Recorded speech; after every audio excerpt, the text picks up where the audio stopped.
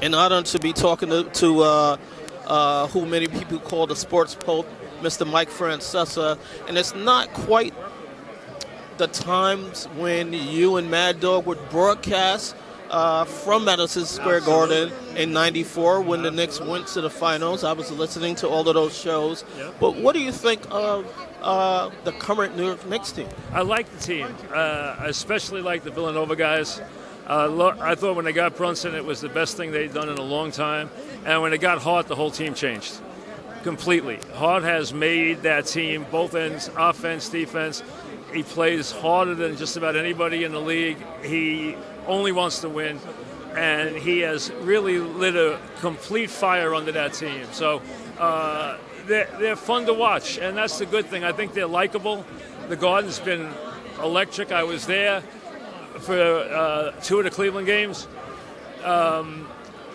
My boys went last night. I watched it on TV. The place was loud again.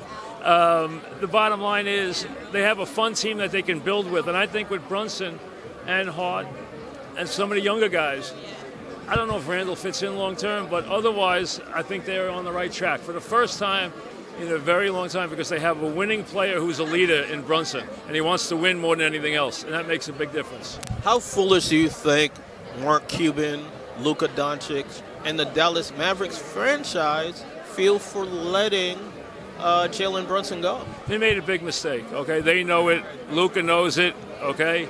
They compounded it with who they brought in, which made it even a bigger mistake. But his father's not the easiest guy to deal with. He's very possessive. They wanted him to get his opportunity. A lot of people squawked at the money. I thought the money was cheap at $105 million, and now it is, because he's become that good a player. So I think it was a steal. It made the team, but even more was compounded. It was getting Hart. Hart changed everything, changed their whole mentality on both ends of the floor. Simple one here. Thoughts on Aaron Rodgers signing with the New York Jets? I'm thrilled. I think the Jets now matter. I think you're going to see him on national TV a lot. I think the Jets, you can tell, when was the last time a Jet quarterback is sitting in the front row for Ranger games, for Knick games? Jet quarterbacks couldn't get in the building, no less get in the front row, okay? So now you got Aaron Rodgers, who's already become a fixture at the Garden in like a week. So the head coach is back a couple of rows, but Aaron's going to be in the front row with Sauce Gardner. But they have players, their defense is loaded, and now I think bringing in Rodgers, listen, I think Rodgers is a bit of a wacko, but on the court, on the field, he is one of the best quarterbacks I've ever seen. I think he's got a lot left. I think he'll have a very big year, and I think more than anything else, the Jets matter. For the first time in a long time, the Jets matter, and they matter in a big way. They are going to be one of the real marquee franchises now in the NFL. And I grew up listening to you, as many other New Yorkers did. How are your kids, and how old are they now? Well, my twins actually go to college next year. Emily is going to Villanova. My son Jack, who's Emily's twin, is playing football Division III at Hamilton, upstate New York.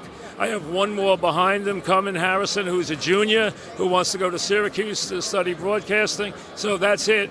They're now almost college age. I got 2 going, and one more will be a senior in high school. And then, you know what? I could spend more time hitting a golf ball down in Palm Beach. Thank you. You know you're a New York institution when the competition, ESPN, does a 30 for 30 about Mike and the Mad Dog. You know what? That Mike and the Mad Dog was very special. It's the best sports talk show ever. We had a great run for 2 decades, and you know what?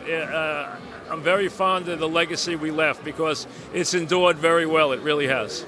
Thank you for your time. Thank you. Good luck. Thank you. One question, Mike. Yeah, go ahead.